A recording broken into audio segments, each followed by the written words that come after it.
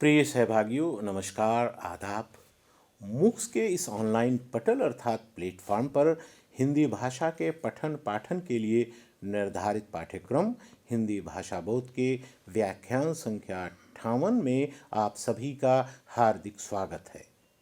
मैं मेराज अहमद, प्रोफेसर हिंदी विभाग, अलीगढ़ मुस्लिम यूनिवर्सिटी अलीगढ़, 12वें सप्ताह के 58वें व्याख्यान के साथ आप सभी के बीच उपस्थित हूँ। प्रिय शिक्षार्थियों, निरंतर सीखने सिखाने की प्रक्रिया के तहत हम 12वें सप्ताह के तीसरे कालांश यानी व्याख्यान में एक दूसरे के समक्ष रूबरू हैं। आशा है कि पिछला व्याख्यान संख्या 57 आप सभी के लिए उपयोगी और कारगर सिद्ध हुआ होगा। आप लोग जानते हैं कि इस सप्ताह के विषय के केंद्र में हम लोगों ने निबंध को चुना है और उसके विविध पक्षों पर हम लोग बातचीत कर रहे हैं। तो ये व्याख्यान जो है वो पिछले व्याख्यान की अगली कड़ी के रूप में ही है। तो हम लोगों ने अब तक जो सीखा है उसकी जो अंतिम कड़ी थी वो ये थी कि निबंध के कितने प्रकार होते हैं और हमने उन विविध प्रकारों का पिछले व्याख्यान में अध्ययन किया। यानी जो विचारात्मक निबंध, भावात्मक निबंध, वर्णनात्मक निबंध, विवरणात्मक निबंध, ललित निबंध और विषय प्रदान निबंधों की हमने चर्चा ही नहीं की, बल्कि उनकी पेचीदगियों को भी हम लोगों ने समझा और उन्हें आत्मसात करने का प्रयत्न किया। और उम्मीद है कि आप सभी लोगों ने उसको आत्मसात भी किया होगा। तो आज का जो हमारा इस व्याख्यान का विषय है वो है निबंध के अंग। इस व्याख्यान के द्वारा हम ये सीखेंगे कि निबंध के कौन कौन से अंग होते हैं और उनकी क्या विशेषताएं होती हैं। गुण पर भी हम विचार करेंगे। गुण के साथ साथ हम लोग एक एक करके जो भी विविध अंग हैं उसको विस्तार पूर्वक समझने और जानने का प्रयास करेंगे। यहाँ पर मैं फिर से एक बात दोहराना चाहूँगा इस व्याख्यान के आरंभ में ही कि निबंध जो है वो आधुनिक हिंदी गद्य की एक महत्वपूर्ण विधा है। यानी इसको इस प्रकार से आप कह सकते हो कि गद्य की ये आधुनिक विधा है। इसमें लेखक की रुचि, मन और प्रवृत्ति के अनुसार विचार के श्रृंखला, चाहे वो अव्यवस्थित हो, शिथिल हो या व्यवस्थित हो और सुगठित हो, दोनों ही रूपों में प्रकट की जाती है। निबंध का जो मौलिक गुण होता है वो होता है आत्मव्यंजना। ये इस निबंध की मूलभूत विशेषता होती है। तो इसकी तो उपेक्षा किसी भी स्थिति में की ही नहीं जा सकती है। तो एक अच्छे निबंध के लिए सबसे पहले निबंध लेखक के समक्ष कुछ ऐसे सुझाव प्रस्तुत किए जा सकते हैं जो एक निबंध को प्रभावशाली निबंध के रूप में प्रस्तुत कर सकते हैं। यानी इन सुझावों पर अगर ध्यान दिया जाए तो एक अच्छा निबंध लिखा जा सकता है। इसको हम निबंध के गुण के रूप में देखते हैं। तो इसका विवेचन करते हुए इसको दो हिस्सों में हम तब्दील कर देते हैं। पहला कला पक्ष, यानी उसका कला पक्ष क्या होना चाहिए, और दूसरा भाव पक्ष। यद्यपि अभी तक जो व्याख्यानों की श्रृंखला रही है, समय समय पर आवश्यकता अनुसार इन तथ्यों पर हम लोगों ने चर्चा की है, लेकिन सुनियोजित रूप से अगर हम देखते हैं तो कला पक्ष के अंतर्गत जो सबसे पहली विशेषता है वो ये है कि जो शब्दावली का प्रयोग हम करें, जिस भाषा का हम प्रयोग करें, वो तो सरल होनी चाहिए और उसकी जो शब्दावली है वो विषय के अनुरूप होनी चाहिए। यानी उसके माध्यम से विषय की जो मर्यादा होती है उसको आप अक्षुण्ण रख सकें, ऐसी शब्दावली का आपको प्रयोग करना चाहिए और भाषा भावानुकूल हो। महत्वपूर्ण बात यह है कि क्रमबद्धता भी एक महती इसका गुण होता है। रचना जो है वो सरल और सजीव होनी चाहिए और एक और भी महत्वपूर्ण बात है वो ये है कि विषयांतर नहीं होना चाहिए। यानी जिस विषय को आपने ग्रहण किया है अपना ध्यान उसी पर आपको केंद्रित रखना है, इधर उधर अपना ध्यान आपको नहीं ले जाना है। और अंतिम जो बात है वो ये है कि जो पुनरावृत्ति होती है, यानी एक ही बात बार बार आपको किसी भी निबंध में उल्लेखित नहीं करना है। अब हम लोग देखते हैं इसका भाव पक्ष। भाव पक्ष के अंतर्गत जो विचार हो वो नए होने चाहिए, यानी उसमें नूतनता हो। पुराने घिसे पिटे विचारों को आधार बना करके एक प्रभावशाली निबंध नहीं लिखा जा सकता है।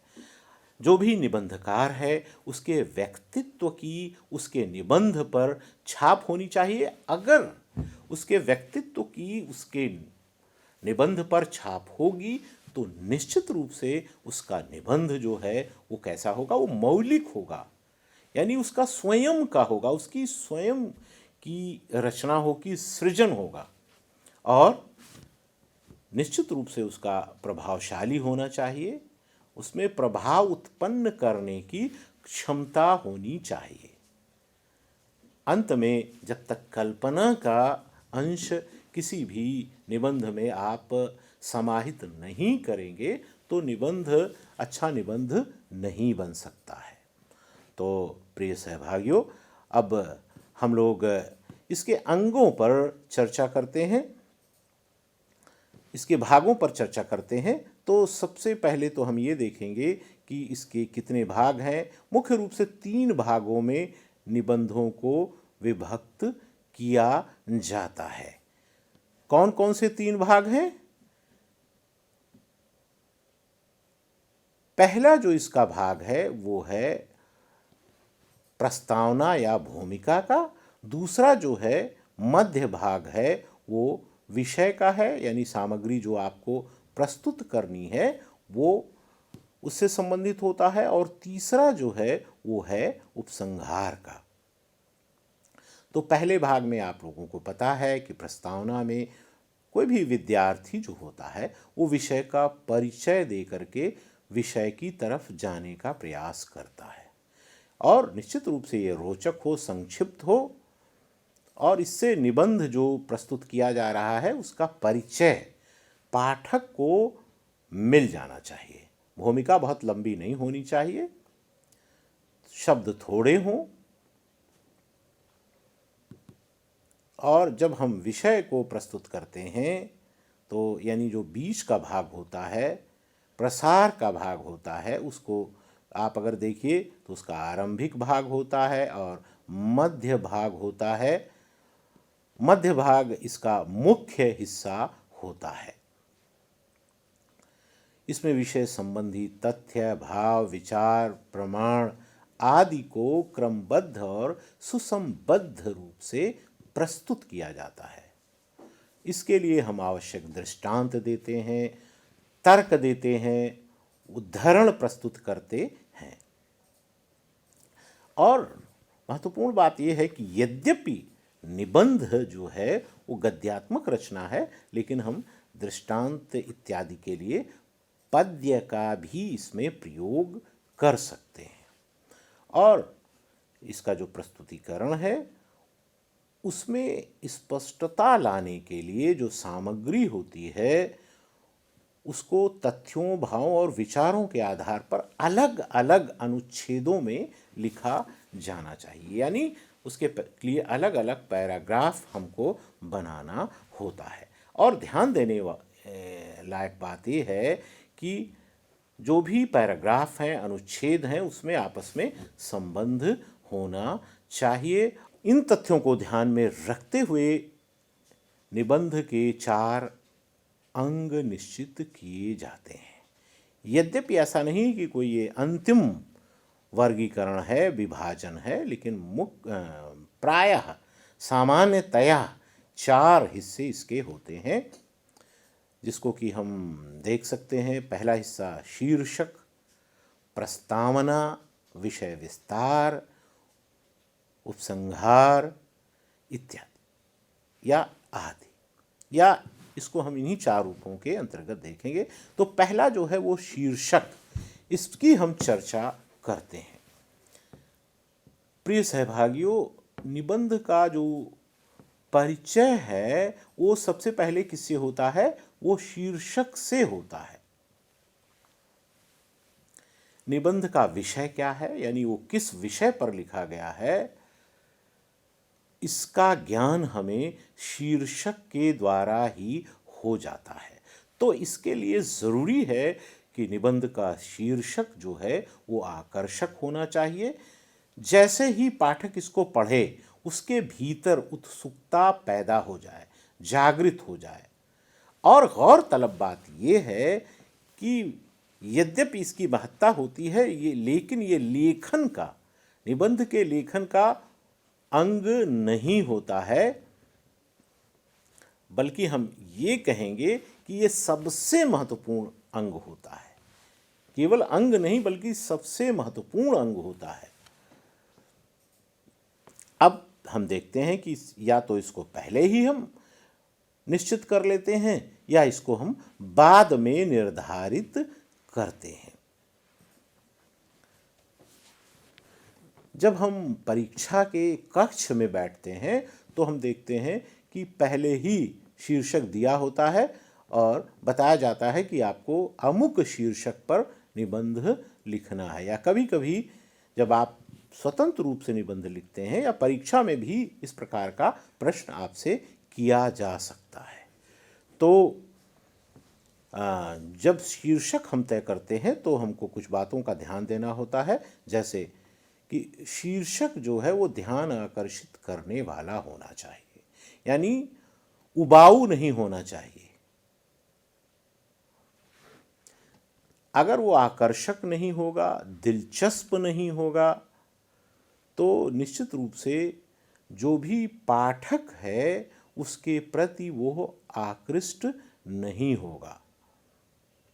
अगर कोई निबंध आपको चुनना है तो जब हम चुनने की प्रक्रिया में प्रवेश करते हैं तो निश्चित रूप से शीर्षक महत्वपूर्ण होता है।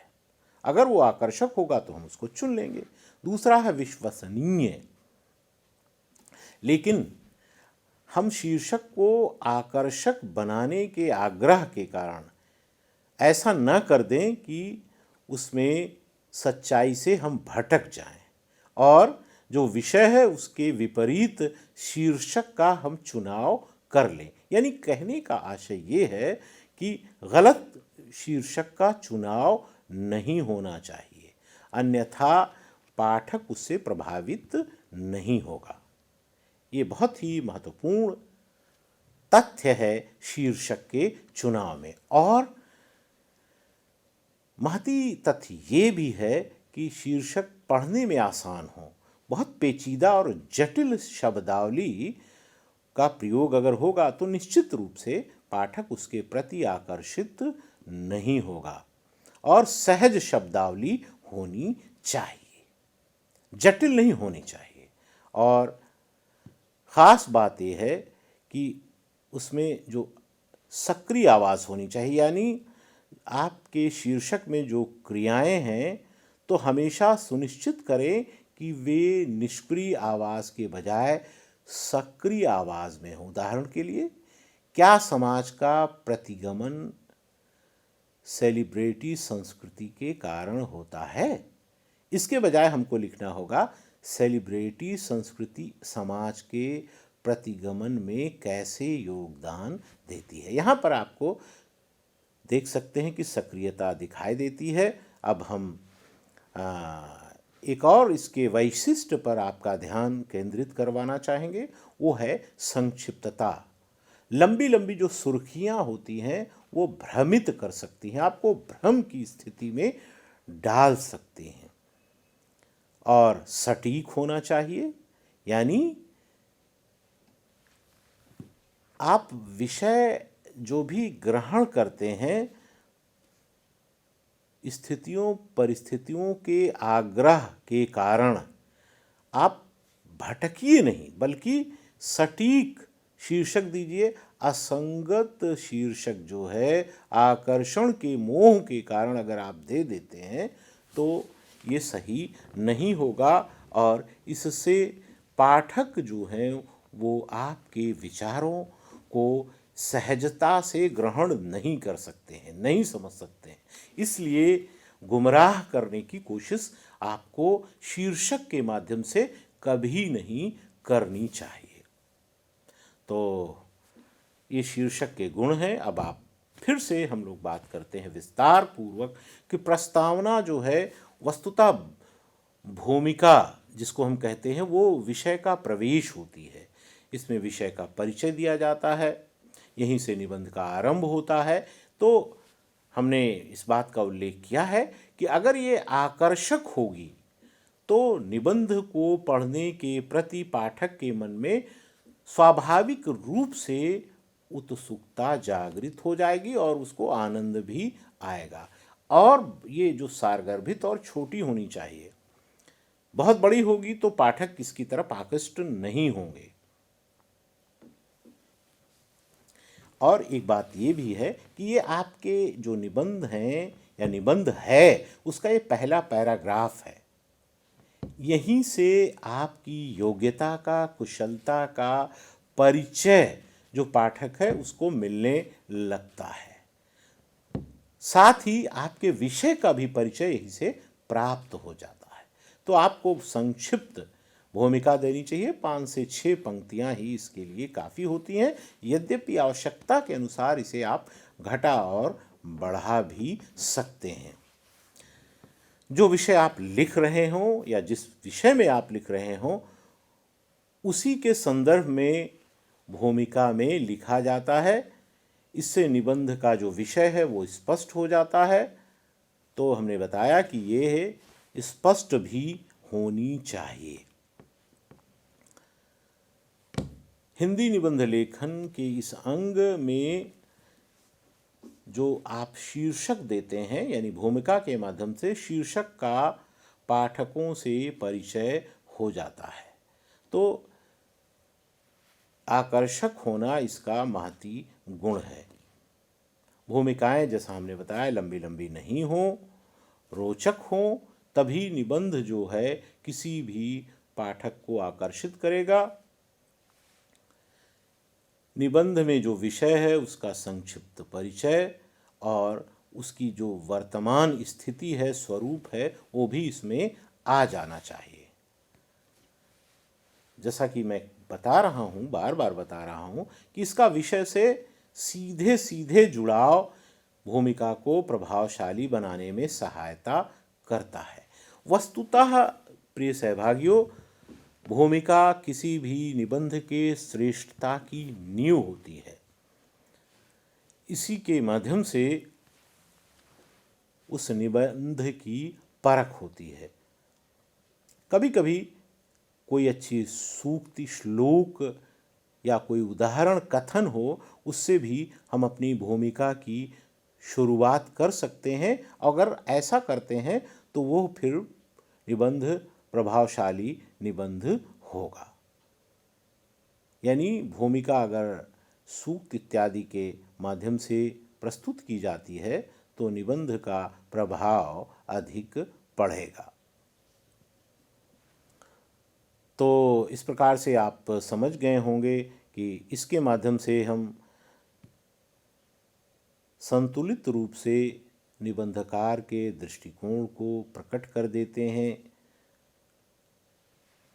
और इसके लिए ये भी एक तथ्य महत्वपूर्ण होता है कि अगर हम निबंध लिख रहे हों तो पहले एक हमको रफ आइडिया ले लेना, चाहे रफ रूप में, यानी इसका एक पैराग्राफ हम रफली लिख लें, कुछ बिंदु निर्धारित कर लें, फिर उसको हम लिखें और उस पर हम गहराई से विचार करके, शब्दों पर ध्यान दे करके अपनी प्रस्तुति दें।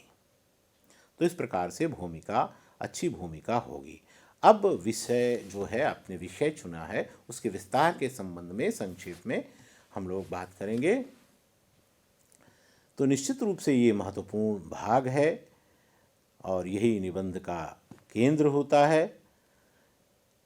इसके हमने बताया अभी आपको कि आरंभ, मध्य और अंत 3 उपभाग होते हैं। इनको 3 भागों में विभक्त करके इसके लिए अगर आप आवश्यक समझें तो उपशीर्षक का भी निर्धारण कर लें, यानी इसके लिए उपशीर्षक भी आप बना सकते हैं। तो हमने अभी आपको भूमिका के संदर्भ में बताया कि कोई भी जो निबंध है उसकी भूमिका श्लोक के या सूक्ति के द्वारा लिखी जाती है और मुख्य विषय में इसी का विस्तार हम करना आरंभ करते हैं। तो जो मुख्य घटना होती है, भाव होता है, विचार होता है, जब हम विस्तार के अंतर्गत देखेंगे तो उसको क्रमबद्ध रूप से रखें, तर्क संगत रूप से रखें और उसकी जो भाषा है वो भी ऐसी होनी चाहिए जो प्रभावशाली हो, यानी वो संप्रेषणीय हो, ऐसी भाषा हो जो पाठक को आसानी से समझ में आए। तो इसके लिए ज़रूरी ये होता है कि जहाँ तक संभव हो सके जो आप अपनी दैनिक जीवन में भाषा का प्रयोग करते हैं, उसी भाषा को निबंध की भाषा के रूप में भी आप चुनें। और विषय की पुष्टि के लिए दृष्टांत, उद्धरण जो भी आप चुनते हैं वो कैसे होने चाहिए? बहुत जटिल नहीं होने चाहिए, या ऐसे हों जिससे पाठकों का परिचय होना चाहिए। तभी पाठक के मन में जिज्ञासा पैदा होती है, तभी वो निबंध के विषय के प्रति आकृष्ट होता है। तो 3-4 अनुच्छेद में विभिन्न जो इसके पहलू होते हैं उसको हम प्रस्तुत करते हैं और एक अनुच्छेद में, यानी एक पैराग्राफ में हमारा प्रयत्न ये होना चाहिए कि एक पहलू इसमें हो, यानी इसमें कई एक पहलू एक अनुच्छेद में नहीं होने चाहिए, और तभी ये विषय जो है संतुलित रूप से प्रस्तुत हो सकेगा।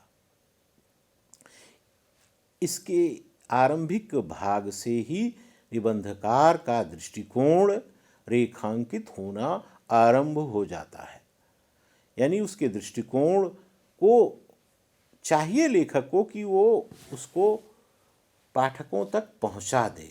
फिर मध्य में जो विभिन्न उदाहरण हैं उनके माध्यम से, दृष्टांत हैं उनके द्वारा वो अपनी बातों को स्पष्ट करे, तभी कोई निबंध एक प्रभावशाली निबंध के रूप में हमारे सामने आ सकता है।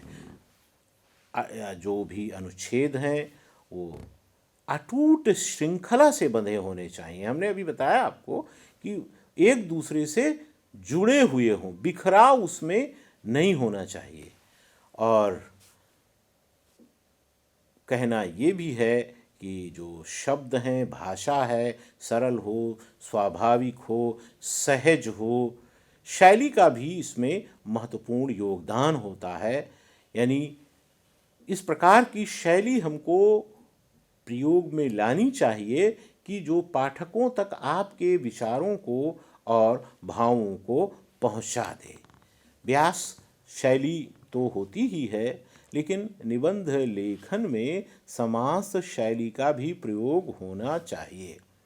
तो अच्छी तरीके से मध्य भाग इसका हम तैयार करते हैं, और होता यह है कि हमको मध्य भाग के लिए कभी कभी कुछ बिंदुओं को पहले से ही अंकित कर लेना चाहिए कुछ तथ्यों को और फिर उनको क्रमबद्ध रूप में प्रस्तुत करना चाहिए। हम इसके लिए पेंसिल का भी उपयोग कर सकते हैं।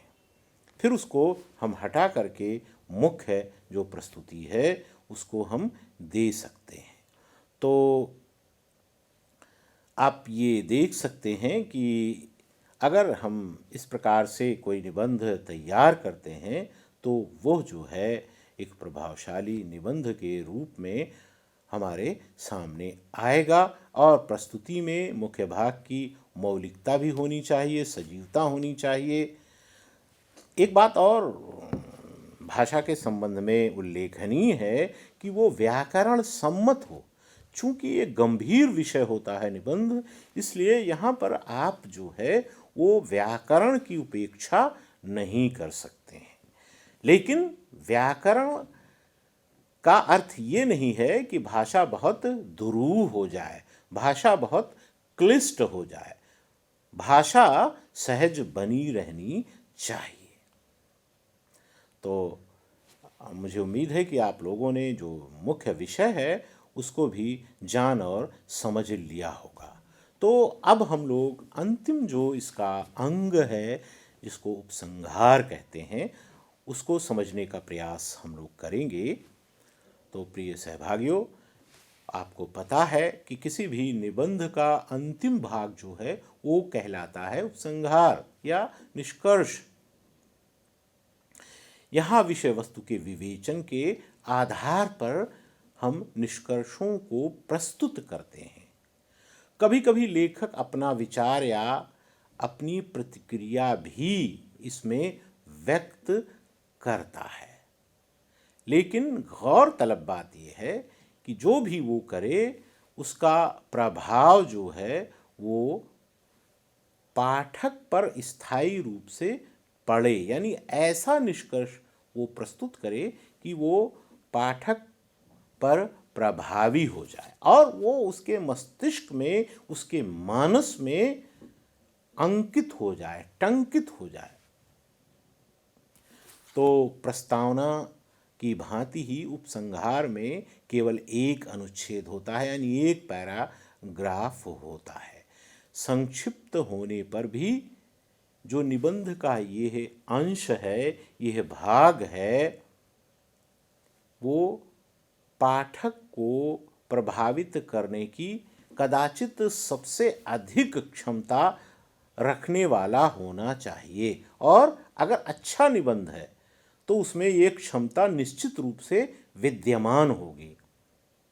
और मैं ये भी आपको बताना चाहूँगा कि जब भी कोई मूल्यांकन करता किसी निबंध का मूल्यांकन करता है तो निश्चित रूप से जो निष्कर्ष होता है उस पर उसकी गहरी दृष्टि जाती है।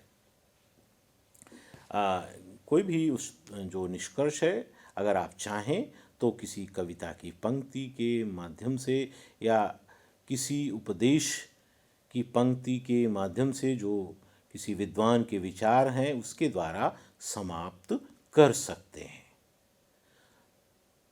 अंततः उपसंहार जो है वो ध्यान देने योग्य बात यह है कि संक्षिप्त हो, सुसंगठित हो, सुगठित हो, स्पष्ट हो और सही हो, शुद्ध हो। जो आपने विषय से सीखा है, समझा है, उसी का या जो आपसे जाना है उसी को इसमें प्रस्तुत करना चाहिए। किसी लोकोक्ति, सूक्ति, अभिष्ट सामग्री के समावेश से अगर इसको समाप्त करते हैं तो निश्चित रूप से ये प्रभाव डालेगा। तो आप लोगों ने देखा कि विविध जो इसके अंग है उसका क्या वैशिष्ट है। हमने विस्तार पूर्वक इसके विविध अंगों की चर्चा की और उसको कैसे प्रभावशाली निबंध को बनाने में इस्तेमाल में लाया जाए, प्रयोग में लाया जाए, हमने उस पर भी आप लोगों का ध्यान आकृष्ट करवाने का प्रयास किया है। और मुझे उम्मीद है कि आप लोगों ने निश्चित रूप से इसे समझ भी लिया होगा कि कौन कौन से अंग हैं और उनकी क्या विशेषताएं हैं। तो इस प्रकार से हम लोग आज अपनी चर्चा को यहीं पर समाप्त करते हैं और सदैव की भांति हम अपने अंतिम क्रियाकलाप की तरफ बढ़ते हैं। और वो अंतिम क्रियाकलाप क्या है? वो ये है कि हमने जो पढ़ा, हमने जो साझा किया आपसे अपना ज्ञान, उसका आपको मूल्यांकन करना है। और उसके मूल्यांकन के लिए जो बहुविकल्पीय प्रश्नों की परंपरा होती है, उस परंपरा के माध्यम से आप अपना मूल्यांकन कर सकते हैं। तो प्रश्न देने से पहले मैं आप लोगों से पिछले व्याख्यान के उत्तर को साझा करना चाहूँगा। यानी व्याख्यान संख्या 57 के उत्तर आप लोग देखिए। पहले प्रश्न का उत्तर अ, दूसरे का सा, तीसरे का द, चौथे का बा और पांचवें का सा। अब प्रश्न देखिए और उनके लिए सही विकल्पों का चयन कीजिए। प्रश्न नंबर 1 है, निबंध के अंग कौन कौन से हैं? विकल्प अ प्रस्तावना, सा उल्लेख, ब निबंध, दा इनमें से कोई नहीं। प्रश्न नंबर 2, निबंध का शीर्षक होना चाहिए बंधा हुआ, आकर्षक, विचारात्मक, इनमें से सभी। प्रश्न नंबर 3 है, प्रस्तावना में आता है विकल्प अ अंतर्भाग, ब मध्य भाग, स परिचय, द अन्य। प्रश्न नंबर 4 है, उपसंहार के अंत में निबंध को समाप्त किया जा सकता है। विकल्प आ है उपदेश द्वारा, विचारों को उद्धृत करके, कविता की पंक्ति से, विकल्प दा है इन सभी से। निबंध के प्रमुख अंग हैं, इसका जो विकल्प दिया गया है इसके लिए वो है आ शीर्षक, बा प्रस्तावना, सा उपसंहार, दा इनमें से सभी। तो इस प्रकार से इन प्रश्नों को देखिए और इनके उत्तर को तलाश करके आप लोग अपना स्वमूल्यांकन कर सकते हैं। व्याख्यान यही समाप्त होता है। आशा है कि ये व्याख्यान आप लोगों के लिए उपयोगी सिद्ध हुआ होगा। आप लोग आरंभ से लेकर के अंत तक हमसे जुड़े रहे, इसके लिए मैं आप लोगों का आभार प्रकट करता हूँ। धन्यवाद।